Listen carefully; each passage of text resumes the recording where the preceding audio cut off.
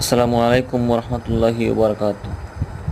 সম্মানিত দিনী ভাই বোনেরা, আজকে আলোচনা করব স্বপ্নে তাজা গোস্ত দেখলে তার অর্থ কী হবে। তাজা গোস্ত এ সম্পর্কে পৃথিবীর বিখ্যাত স্বপ্নবিদ আল্লামা মোহাম্মদ ইবনে সিরিন রহমতুল্লাহ আলাইহি ব্যাখ্যা করেছেন, স্বপ্নে তাজা গোস্ত দেখলে তার অর্থ হবে গীবত বা পরনিন্দা। গীবত বা পরনিন্দা এ সম্পর্কে মহান আল্লাহ রাব্বুল আলামিন সূরা হুজরাতের 12 নং আয়াতে বলেন, আইয়ুহিব্বু আহাদুকুম আইয়াকুলা লাহমা আখিহি মাইতান ফাকারিহতুমুহু। অর্থ, তোমাদের কেউ কি তার মৃত ভাইয়ের গোশত খাওয়া অপছন্দ করবে? তোমরা তো একে ঘৃণা করে থাকো।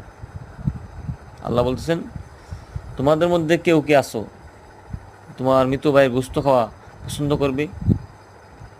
তোমরা কেউই পছন্দ করবে না, তোমার সবাই কি এটা ঘৃণা করবে, কারণ নিজের মৃত ভাইয়ের গোশত খাওয়া ঘৃণা করবে। তদ্রূপ গীবত বা পরনিন্দা করা কে আল্লাহ তাআলা মৃত ভাইয়ের গোশত খাওয়ার সাথে তুলনা করেছেন। অর্থাৎ যে ব্যক্তি অন্যের গীবত করলো, অন্যের দোষ আজগরে বলল, পরনিন্দা করলো, ওই ব্যক্তি যেন আপন ভাইয়ের গোশত খাইল।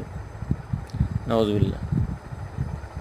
প্রিয় মুসলিম ভাই বোনেরা, এই হলো স্বপ্নে তাজা গোশত দেখলে এর ব্যাখ্যা।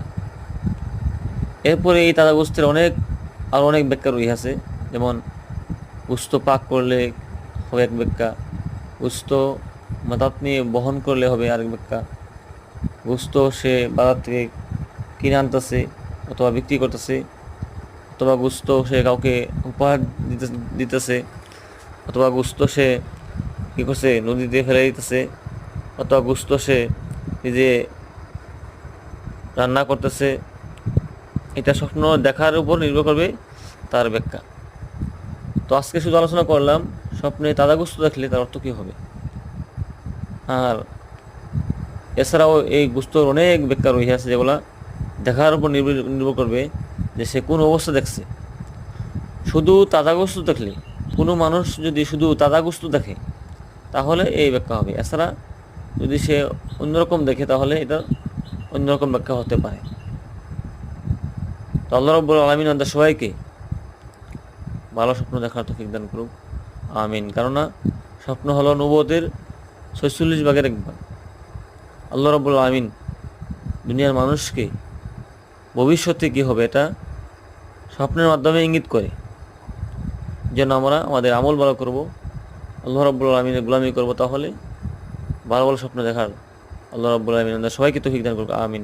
আসসালামু আলাইকুম রহমতুল্লাহি ওয়া বারাকাতুহু।